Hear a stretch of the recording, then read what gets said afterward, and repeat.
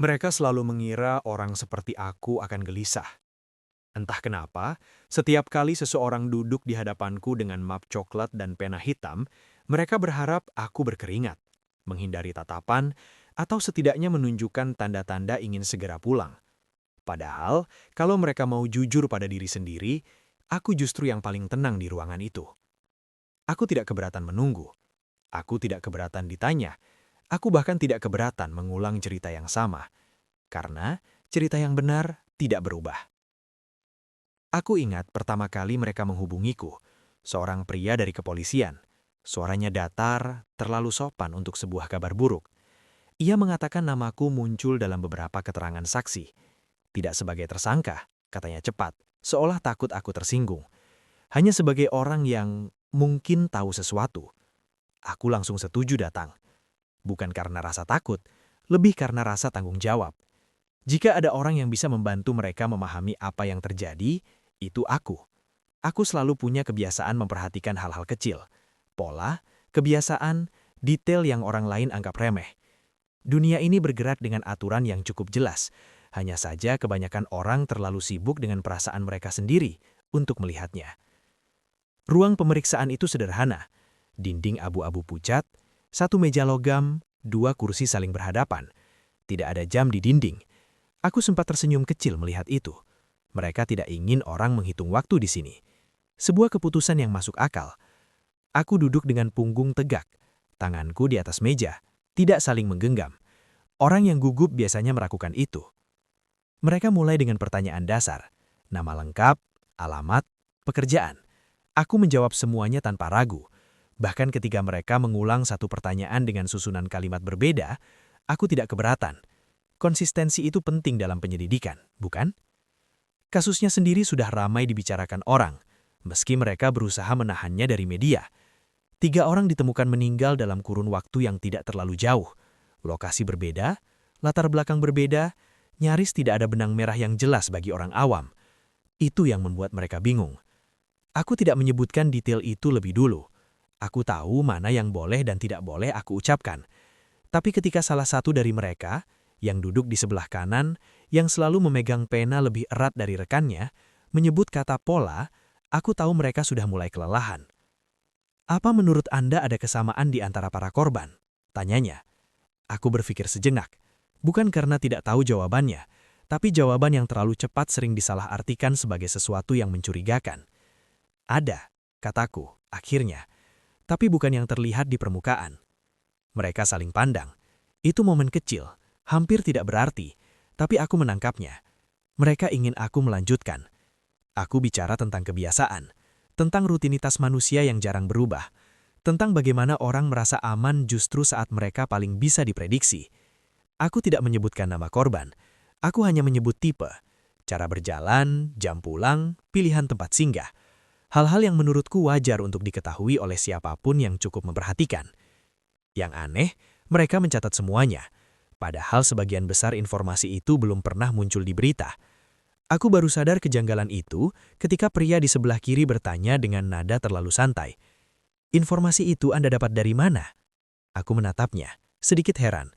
Bukankah itu bagian dari laporan awal? Jawabku, saya kira sudah dibagikan ke internal. Ia mengangguk tapi tidak segera menulis. Aku bisa merasakan perubahan kecil di udara ruangan itu. Bukan ketegangan, lebih seperti kewaspadaan yang terlambat datang. Aku tidak tersinggung. Kalau aku di posisi mereka, aku juga akan berhati-hati. Kasus seperti ini menuntut kecurigaan pada semua orang, bahkan pada orang yang datang sendiri tanpa dipanggil 2 kali. Aku ceritakan bagaimana aku mengenal salah satu korban. Tidak dekat, hanya sebatas sering bertemu. Dunia ini kecil, apalagi jika rutinitasmu tidak banyak berubah.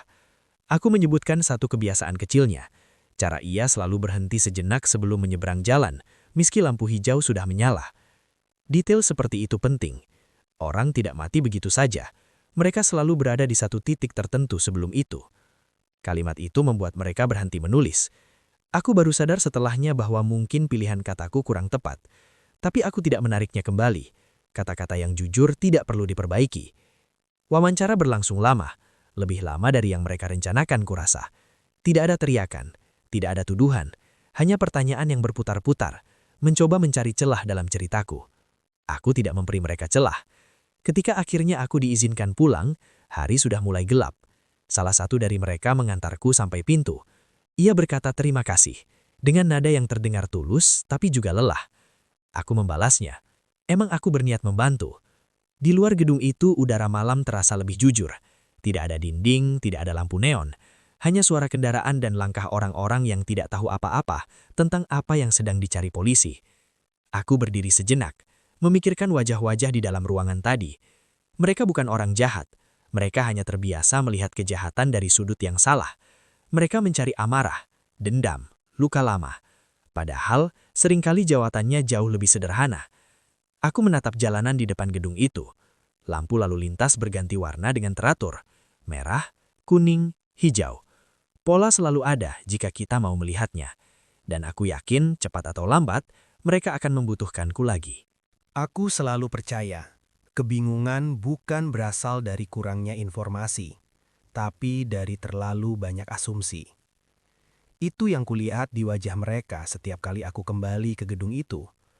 Mereka mulai mengenaliku, bukan sebagai teman tentu saja, tapi juga belum sebagai ancaman. Posisi yang nyaman. Orang di posisi seperti itu biasanya diberi ruang untuk bicara lebih banyak dari seharusnya. Aku duduk di kursi yang sama, meja yang sama, bahkan noda kecil di sudut meja itu masih ada. Bentuknya seperti garis tipis yang tidak bisa dibersihkan, bekas sesuatu yang pernah ditekan terlalu keras. Aku memperhatikannya lebih lama kali ini, bukan karena penting, tapi karena kebiasaan. Mereka membuka pembicaraan dengan pembaharuan. Satu korban lagi ditemukan. Nada suara mereka berusaha datar, tapi aku bisa mendengar perubahan kecil di sana. Kelelahan, tekanan dari atasan, media yang mulai mencium bau cerita besar. Kasus seperti ini selalu tumbuh lebih cepat dari kemampuan manusia untuk memahaminya. Apa pendapat Anda? Tanya salah satu dari mereka. Pertanyaan itu menarik. Mereka tidak bertanya apa yang saya tahu, tapi apa pendapat saya. Artinya, mereka sudah mulai menganggap analisaku relevan. Aku menunduk sejenak seperti sedang menyusun pikiran. Padahal sebenarnya aku hanya menimbang seberapa jauh aku perlu melangkah. Menurut saya, kataku pelan, Anda terlalu fokus pada perbedaan. Mereka mengangkat kepala hampir bersamaan. Aku menjelaskan bahwa setiap orang memang berbeda. Latar belakang, pekerjaan, kebiasaan. Tapi perbedaan itu sering menutupi kesamaan yang lebih mendasar. Manusia, bagaimanapun juga, bergerak dalam pola. Bangun di jam yang sama. Pulang lewat jalan yang sama. Duduk di tempat yang sama di angkutan umum seolah kursi itu memang miliknya. Aku tidak sedang memberi kuliah. Aku hanya menyebutkan hal-hal yang mereka lihat setiap hari, tapi jarang mereka sadari. Salah satu dari mereka menyelah, bertanya apakah aku sedang mengarah pada teori pelaku yang mengenal semua korban. Aku menggeleng.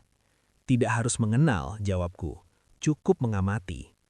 Kalimat itu membuat ruangan menjadi sedikit lebih sunyi.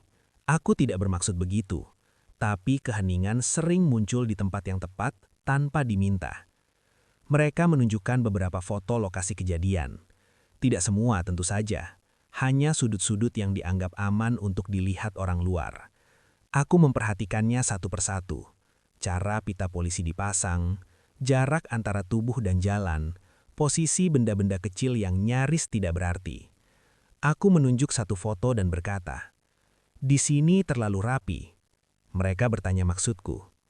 Bukan rapi karena dibersihkan, rapi karena tidak ada perlawanan. Aku bisa melihat mereka mencatat itu. Kata-kataku masuk ke dalam laporan, entah sebagai bahan pertimbangan atau sekedar catatan pinggir. Aku tidak peduli. Yang penting aku sudah menanamkan satu ide, bahwa apa yang mereka cari bukan ledakan emosi, melainkan keputusan yang tenang.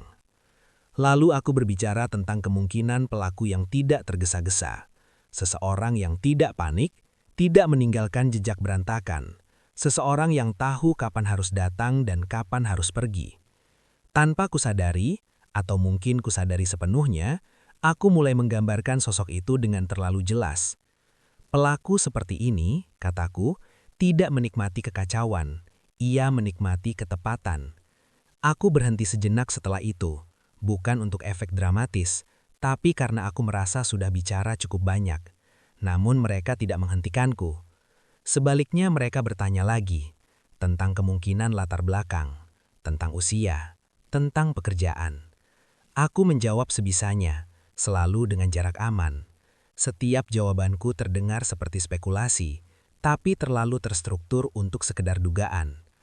Aku menyebutkan bahwa pelaku mungkin seseorang yang terbiasa dinilai dari hasil, bukan perasaan. Seseorang yang hidupnya rapi, bahkan ketika pikirannya tidak. Aku bisa merasakan arah pembicaraan mulai bergeser.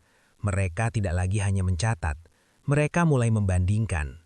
Salah satu dari mereka bertanya, hampir sambil lalu, apakah aku pernah bertemu korban terakhir? Aku tersenyum kecil. Aku tidak secara langsung, kataku. Tapi aku tahu rutinitasnya. Itu mungkin kesalahan kecil, atau mungkin hanya terdengar seperti itu bagi orang yang mulai curiga. Dari mana? Tanyanya cepat. Aku mengangkat bahu. Dari cerita orang, dari kebiasaan yang mudah ditebak, dari hal-hal yang orang tidak jaga karena merasa aman. Jawaban itu tidak sepenuhnya memuaskan mereka. Aku bisa melihatnya dari cara pena berhenti bergerak. Tapi mereka tidak menekanku lebih jauh. Belum. Ketika sesi itu berakhir, aku keluar dengan perasaan yang aneh. Bukan relief, bukan cemas. Lebih seperti kepuasan kecil karena sesuatu mulai bergerak di arah yang benar. Mereka mulai melihat pola. Hanya saja mereka masih melihatnya dari kejauhan. Di luar, aku berhenti sejenak di tangga. Aku membayangkan papan besar di ruang kerja mereka, penuh foto dan garis penghubung yang kusut. Aku bisa membayangkan bagaimana mereka akan menyusun ulang itu semua malam ini, mencoba memasukkan analisaku ke dalam kerangka yang sudah retak. Aku tidak iri pada mereka. Mencari kebenaran itu melelahkan, apalagi jika kebenaran itu duduk di seberang meja dan bicara dengan tenang. Aku melangkah pergi, membiarkan mereka dengan pola-pola yang baru saja kutunjukkan. Pola yang, entah mereka sadari atau tidak, mengarah terlalu dekat. Ada satu hal yang jarang dibicarakan orang ketika membahas kematian, bahwa tidak semua orang benar-benar tidak bersalah. Aku tidak mengatakan mereka pantas mati. Kata pantas terlalu emosional, terlalu syarat penilaian moral. Aku hanya percaya bahwa setiap peristiwa memiliki rangkaian sebab yang rapi. Jika satu ujung rantai ditarik, ujung lain akan bergerak. Tidak ada yang berdiri sendiri. Itu juga yang ingin aku jelaskan pada mereka, meski aku tahu tidak semua hal bisa diterima dengan kepala dingin. Di pertemuan berikutnya, mereka mulai membawa berkas, bukan lagi pertanyaan umum, tapi potongan hidup. Foto-foto lama, salinan identitas, catatan kebiasaan. Para korban kini bukan sekadar angka, mereka menjadi individu yang bisa dibedah. Aku memperhatikan bagaimana mereka menyebut nama-nama itu dengan hati-hati. Seolah takut salah ucap, seolah nama bisa menghidupkan sesuatu. Aku tidak memiliki ketakutan itu. Bagiku, nama hanyalah label. Aku lebih tertarik pada pola hidup mereka. Jam berapa mereka bangun, di mana mereka biasa berhenti sebelum pulang, kebiasaan kecil yang diulang bertahun-tahun, sampai berubah menjadi rasa aman palsu. Manusia sering menyebutnya rutinitas. Aku menyebutnya undangan terbuka. Salah satu penyelidik bertanya pendapatku tentang korban pertama. Ia menyodorkan foto dan menungguku bereaksi. Aku melihatnya sebentar, tidak lama. Dia ceroboh, kataku. Kalimat itu membuat mereka berhenti. Aku tahu itu. Aku bisa merasakannya tanpa perlu menatap wajah mereka. Aku menjelaskan maksudku dengan nada yang sama seperti ketika membicarakan cuaca. Korban pertama terlalu percaya pada lingkungan sekitarnya. Ia tidak pernah mengubah jalur pulang, tidak pernah memperhatikan orang-orang yang sama yang muncul di sekitarnya. Ia hidup seolah dunia berutang keselamatan padanya. Itu bukan kesalahan besar, lanjutku, tapi kesalahan kecil yang diulang terlalu lama. Mereka tidak mencatat kalimat itu, setidaknya tidak di kertas, tapi aku tahu kalimat itu tinggal di kepala mereka, mengganggu. Korban kedua berbeda, lebih tertutup, lebih hati-hati menurut catatan, tapi justru di sanalah celahnya. Ia percaya bahwa kewaspadaan berarti aman. Ia lupa bahwa manusia paling lengah ketika merasa sudah berhati-hati. Aku menyebutkan satu kebiasaan kecilnya. Cara ia selalu menoleh 2 kali sebelum masuk ke rumah. Cara ia meletakkan kunci di tempat yang sama setiap hari. Salah satu dari mereka menatapku lama, terlalu lama untuk sekadar mendengar analisis. "Anda mengenalnya cukup baik," katanya. Aku mengangkat bahu. "Cukup untuk melihat kesalahannya." Kalimat itu terasa benar saat keluar dari mulutku. Aku tidak menyesalinya. Mereka mulai menyadari sesuatu di bab ini. Aku bisa merasakannya. Bukan tentang siapa pelaku sebenarnya, tapi tentang caraku berbicara. Tidak ada empati dalam analisaku. Tidak ada kemarahan juga. Hanya penilaian yang dingin, seperti seseorang yang membicarakan benda rusak. Aku tidak bermaksud merendahkan korban. Aku hanya menempatkan mereka di posisi yang seharusnya, sebagai bagian dari rangkaian peristiwa, bukan pusat tragedi. Yang menarik, mereka tidak menghentikanku. Sebaliknya, mereka bertanya tentang korban ketiga. Keempat, mereka ingin tahu apakah aku melihat kesalahan yang sama. Aku melihat banyak kesamaan, terlalu banyak bahkan. Aku menyadari sesuatu di tengah penjelasanku. Aku selalu berada cukup dekat dengan kehidupan mereka. Tidak di pusatnya, tidak di pinggirnya, di jarak aman, cukup untuk melihat, cukup untuk memahami. Aku menyebutnya sebagai kebetulan. Mereka menyebutnya sebagai keterkaitan. Ketika salah satu penyelidik bertanya di mana aku berada pada malam korban kedua terakhir terlihat, aku menjawab tanpa ragu. Jawaban yang jujur selalu lebih mudah diingat, dan jawabanku memang sesuai dengan apa yang mereka miliki. Itulah keindahan dari kebenaran parsial. Ia tidak pernah benar-benar berbohong. Namun, ada satu momen kecil yang mengubah nada ruangan. Aku menyebutkan detail yang tidak ada di berkas mereka. Sebuah benda kecil yang ditemukan dekat korban ketiga. Benda yang belum diumumkan. Benda yang menurut laporan hanya diketahui oleh tim inti. Aku baru sadar setelah kata-kata itu terucap. Ruangan menjadi sunyi. Salah satu dari mereka menutup map perlahan. Yang lain tidak lagi berpura-pura menulis. Aku menatap mereka, bingung dengan reaksi itu. "Bukankah itu ada di laporan awal?" tanyaku. Nada suaraku tulus. Tidak ada yang langsung menjawab. Untuk pertama kalinya sejak aku duduk di ruangan itu, aku merasakan sesuatu yang mendekati ketegangan. Bukan ketakutan, lebih seperti gangguan kecil, seperti suara yang tiba-tiba berhenti di ruangan sunyi.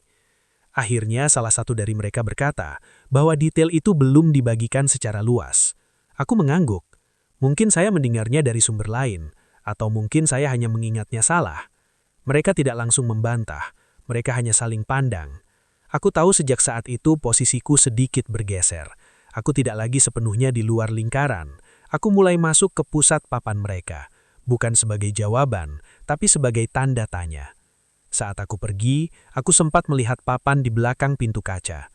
Foto-foto korban terpasang rapi, garis-garis menghubungkan satu titik ke titik lain. Dan di satu sudut, ada namaku ditulis kecil, seolah belum yakin pantas diperbesar. Aku tidak marah melihat itu. Sebaliknya, aku merasa mereka akhirnya mulai bekerja dengan benar. Korban memang selalu punya kesalahan. Yang membedakan hanyalah siapa yang cukup tenang untuk melihatnya. Ada perbedaan tipis antara wawancara dan interogasi.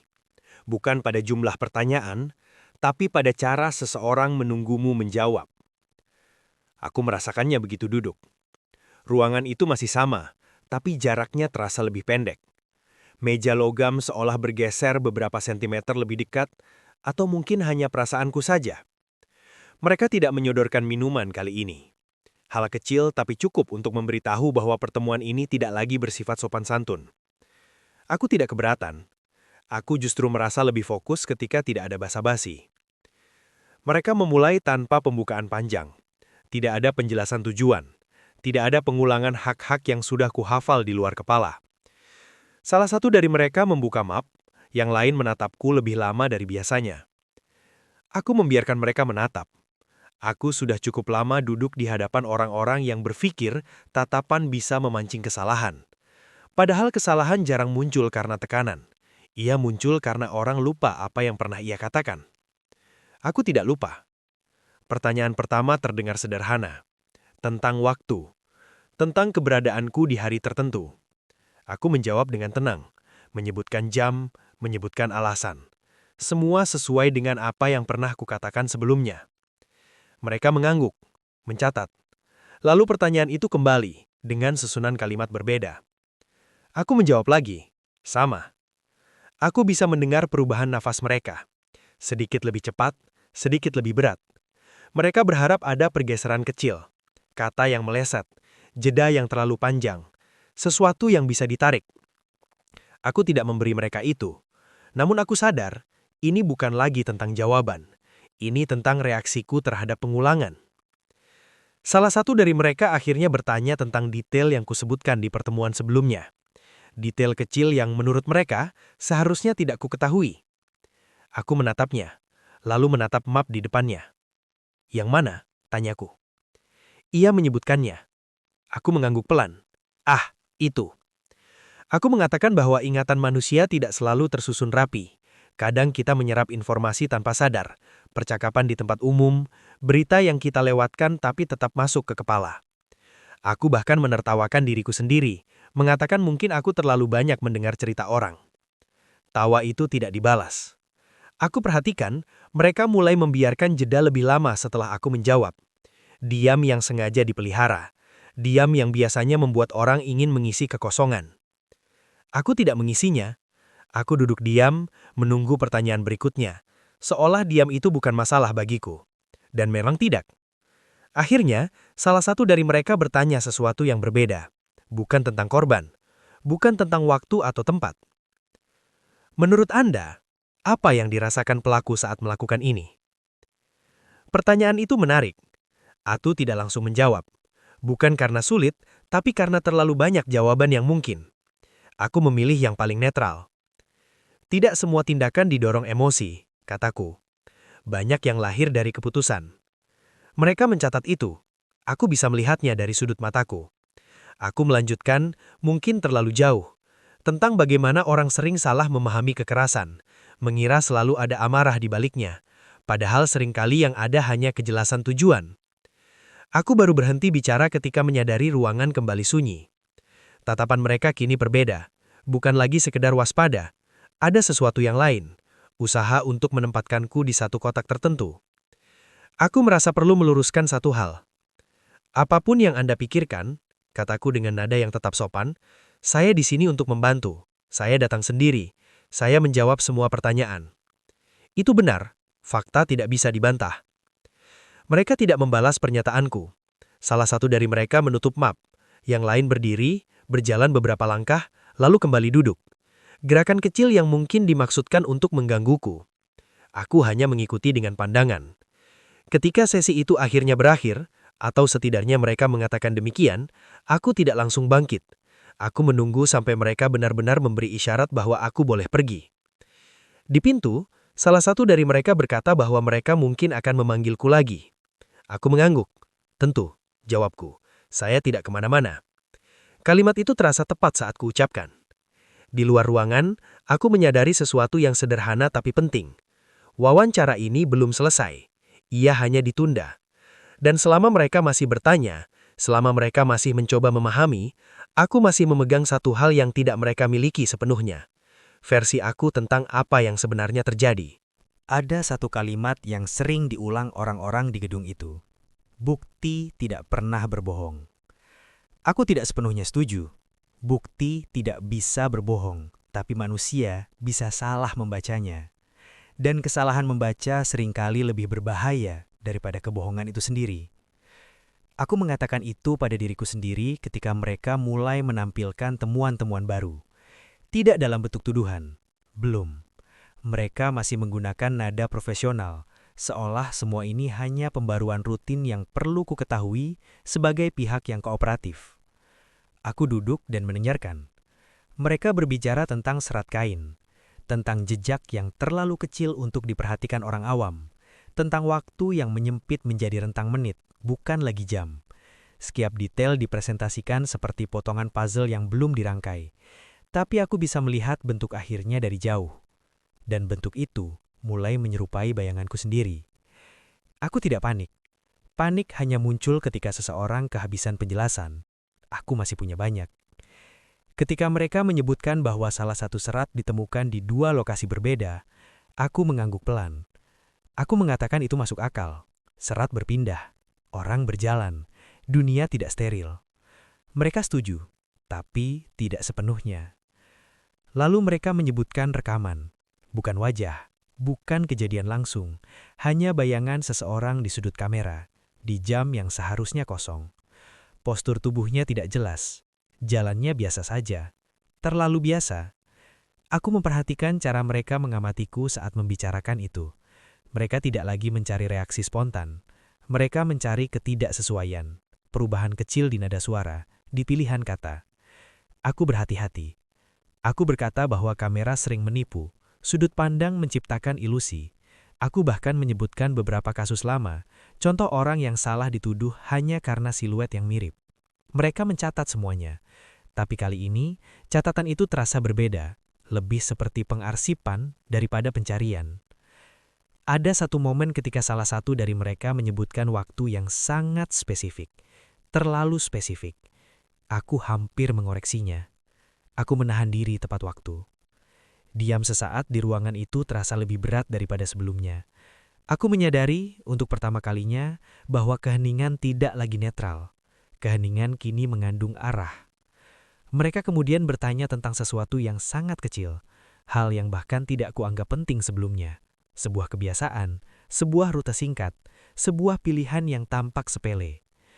Pertanyaan itu sederhana, jawabanku juga sederhana. Namun aku tahu, jawaban itu akan dibandingkan, dipasangkan dengan data, dengan catatan waktu, dengan kemungkinan-kemungkinan yang tidak lagi abstrak. Aku mulai merasakan perubahan di dalam diriku. Bukan ketakutan, lebih seperti kesadaran bahwa narasi tidak lagi sepenuhnya berada di tanganku. Ada versi lain yang mulai tumbuh, versi yang tidak membutuhkan penjelasanku untuk bertahan. Aku mengatakan pada mereka bahwa bukti harus dilihat dalam konteks, bahwa manusia bukan variabel tetap, bahwa satu kesamaan tidak otomatis berarti keterkaitan. Mereka mendengarkan, selalu mendengarkan, tapi aku bisa melihat perbedaan itu kini jelas. Mereka tidak lagi diyakinkan. Mereka sedang menguji. Ketika sesi itu berakhir, aku berdiri dengan perasaan yang asing. Bukan kalah, bukan juga menang. Lebih seperti permainan yang aturannya baru saja diubah, tanpa pemberitahuan. Di lorong, aku melewati papan pengumuman. Di sana secara tidak sengaja aku melihat pantulan diriku di kaca. Wajah yang sama, ekspresi yang sama. Tidak ada yang berubah secara fisik. Tapi di balik itu, ada sesuatu yang bergeser. Aku menyadari satu hal yang sederhana, namun penting.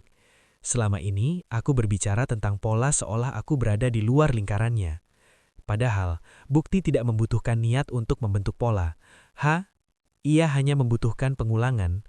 Dan pengulangan, aku tahu itu lebih baik dari siapapun, selalu meninggalkan jejak. Aku selalu percaya bahwa kendali bukan tentang kekuasaan. Kendali adalah tentang pemahaman. Selama seseorang memahami apa yang sedang terjadi, ia masih memegang kendali, setidaknya atas dirinya sendiri. Dan aku memahami situasi ini jauh lebih baik daripada yang mereka kira. Mereka mulai mengubah cara bicara. Tidak drastis, tidak kasar, tapi aku bisa merasakannya.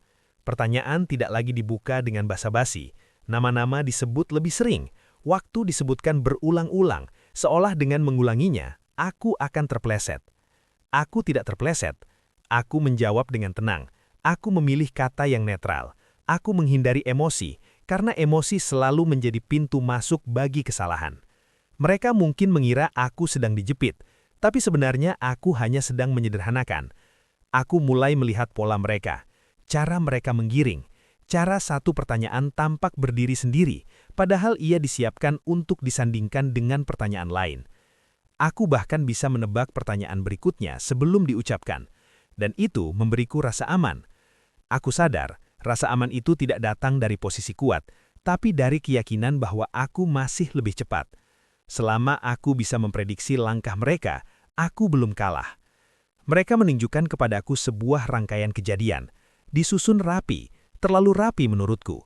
Hidup jarang sekali bergerak seteratur itu. Aku menunjukkannya. Aku mengatakan bahwa rangkaian yang sempurna seringkali hasil dari penyuntingan, bukan kenyataan. Mereka tidak menyangkal. Mereka hanya bertanya apakah aku punya versi lain. Tentu saja aku punya. Versiku selalu masuk akal, selalu realistis. Aku tidak pernah membutuhkan kebohongan besar. aku hanya perlu menggeser sudut pandang, mengubah urutan, menghilangkan satu detail kecil yang terlihat tidak relevan. Detail kecil selalu menjadi korban pertama dari narasi. Aku berbicara tentang kebetulan, tentang bagaimana kota ini penuh persilangan yang tidak disadari, tentang orang-orang yang berbagi kebiasaan tanpa pernah saling mengenal. Aku bicara lama, tapi tidak berputar-putar. Setiap kalimat punya tujuan. Aku bisa melihat mereka mendengarkan, bukan mencatat, mendengarkan. Itu pertanda baik. Namun, di tengah semua itu ada satu hal yang menggangguku. Bukan pertanyaan mereka, melainkan ketenanganku sendiri. Terlalu stabil, terlalu terlatih. Aku mulai bertanya-tanya sejak kapan aku belajar berbicara seperti ini. Aku mengingat kembali kejadian-kejadian lama, bukan untuk menyesalinya, tapi untuk memastikan aku tidak salah mengingat. Ingatan adalah alat. Jika alat itu tumpul, semua perhitungan runtuh. Aku masih ingat dengan jelas, terlalu jelas.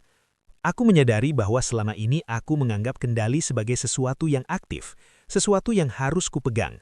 Padahal mungkin kendali bekerja lebih baik ketika ia tidak terlihat, ketika orang lain merasa mereka yang memimpin, padahal jalurnya sudah ditentukan. Pemikiran itu menenangkanku. Mereka kemudian mengatakan bahwa proses ini akan berlanjut, bahwa ada beberapa hal yang perlu ditinjau ulang. Tidak ada ancaman, tidak ada penahanan, hanya kalimat formal yang aku mengangguk. Aku mengatakan aku siap membantu, dan aku memang siap membantu. Saat aku melangkah keluar, aku merasa ringan. Aneh mengingat situasinya, tapi keyakinan itu kembali. Selama aku masih bisa menjelaskan, selama aku masih bisa merangkai kata, aku belum kehilangan apapun. Aku bahkan sempat tersenyum kecil, karena aku tahu satu hal yang sering dilupakan orang. Kebenaran tidak selalu muncul lebih cepat dari cerita, dan selama cerita masih bisa dikendalikan, kebenaran hanya akan menunggu giliran atau kehabisan waktu. Kesalahan terbesar manusia bukanlah melakukan hal yang salah. Kesalahan terbesar adalah merasa terlalu yakin telah melakukan semuanya dengan benar. Aku baru menyadari itu belakangan. Bukan dari cara mereka berbicara, bukan dari perubahan sikap, tapi dari satu hal kecil yang seharusnya kuabaikan, namun justru kujelaskan terlalu jauh. Pertanyaannya sederhana, tentang urutan waktu, tentang apa yang kulakukan sebelum dan sesudah sebuah peristiwa yang menurut mereka relevan. Aku menjawabnya dengan lancar, terlalu lancar. Aku menambahkan konteks, aku memperhalus transisi, aku memastikan semuanya terdengar logis dan utuh. Saat itu, aku merasa sedang membantu mereka memahami gambaran besar. Padahal, aku sedang memberi mereka sesuatu yang tidak mereka minta. Aku menyebutkan satu detail tambahan. Tidak besar, tidak mencolok, sebuah kebiasaan kecil yang menurutku justru memperkuat ceritaku. Aku bahkan tidak langsung menyadari dampaknya ketika kata-kata itu keluar.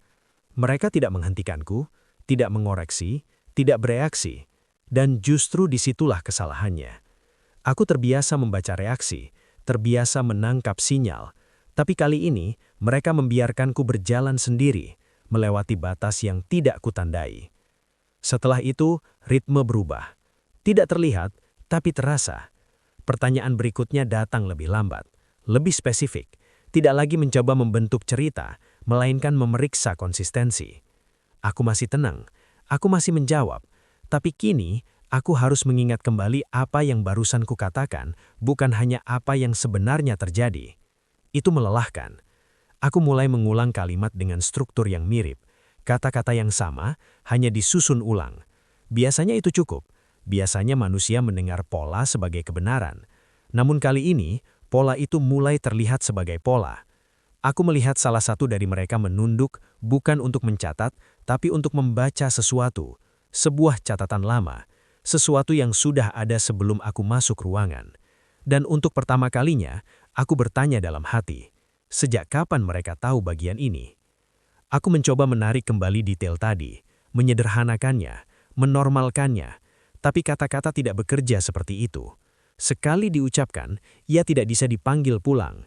Aku menyadari, dengan perasaan yang dingin dan jernih, bahwa kendali hilang karena tekanan.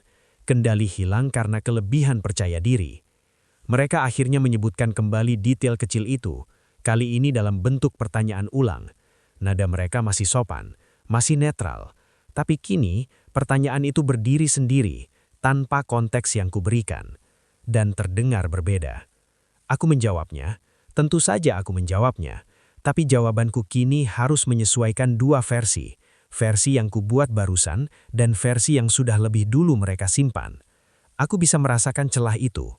Tipis, hampir tak terlihat, tapi cukup untuk dimasuki. Saat sesi berakhir, aku tahu sesuatu telah berubah secara permanen.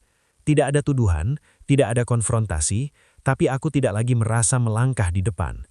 Untuk pertama kalinya, aku merasa sedang mengejar. Aku berjalan keluar dengan langkah yang sama, wajah yang sama, sikap yang sama. Tidak ada yang bisa menunjukkan perbedaan itu dari luar. Namun di dalam, aku memahami satu kenyataan yang tidak bisa kuganggu-gugat. Kesalahan paling berbahaya bukanlah yang besar dan mencolok, melainkan yang kecil, masuk akal, dan terasa tidak perlu disembunyikan. Dan kesalahan seperti itu selalu diingat oleh orang yang tahu apa yang harus dicari. Aku selalu tahu akhir cerita tidak pernah datang dengan suara keras. Ia datang pelan, hampir sopan, seperti seseorang yang berdiri terlalu dekat tapi tidak menyentuh. Mereka tidak lagi bertanya banyak hari itu. Itu hal pertama yang kusadari. Tidak ada rangkaian panjang, tidak ada upaya memancing, hanya beberapa pertanyaan pendek yang tidak membutuhkan penjelasan tambahan. Seolah mereka sudah tahu bagian mana yang tidak perlu lagi dibuka.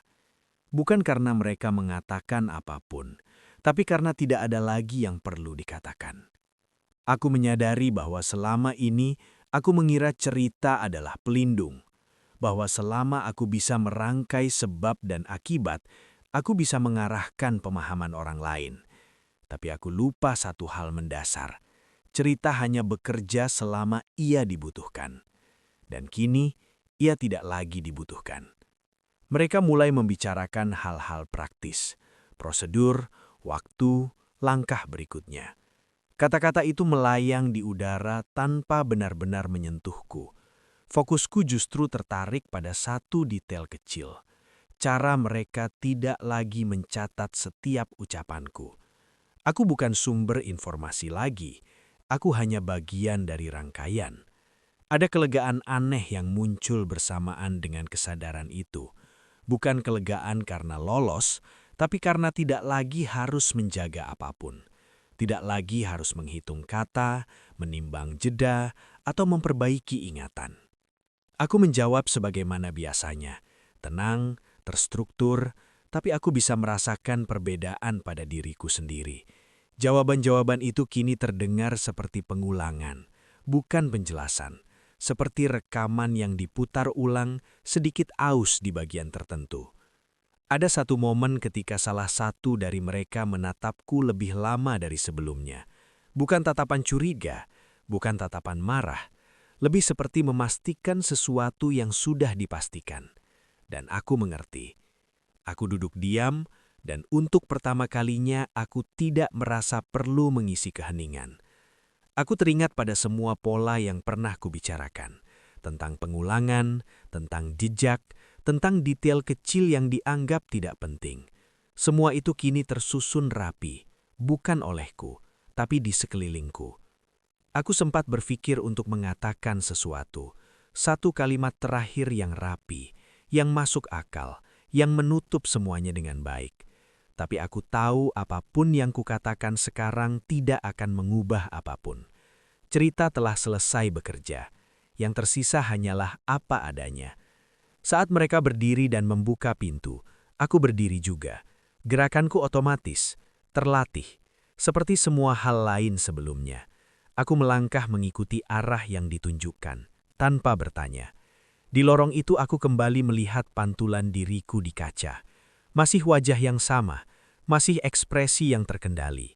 Tidak ada monster, tidak ada perubahan dramatis. Hanya seseorang yang akhirnya berada tepat di tempat semua polanya mengarah. Dan di saat itu, aku memahami sesuatu dengan sangat jelas.